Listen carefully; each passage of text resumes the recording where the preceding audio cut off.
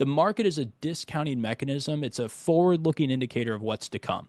And the market knows what's coming. We know that Powell's got a meeting next week. He's got a speech. He did a speech yesterday, and he essentially is trying to front run the real Fed meeting next week. And he's trying to say, hey, we're probably going to stay put where we're at.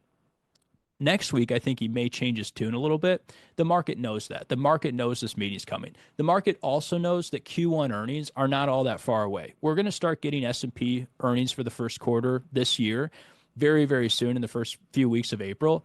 And when you start to see earnings come out is usually what dictates where the market goes the rest of the year. These tariffs are not going to impact Q1 earnings. A lot of them don't even go into effect until April.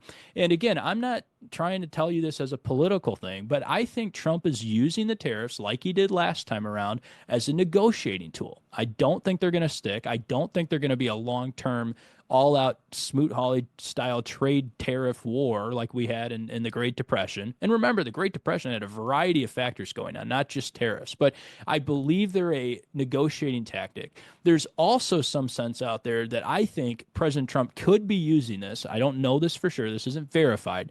But my guess is he may be using this to get the Fed to blink.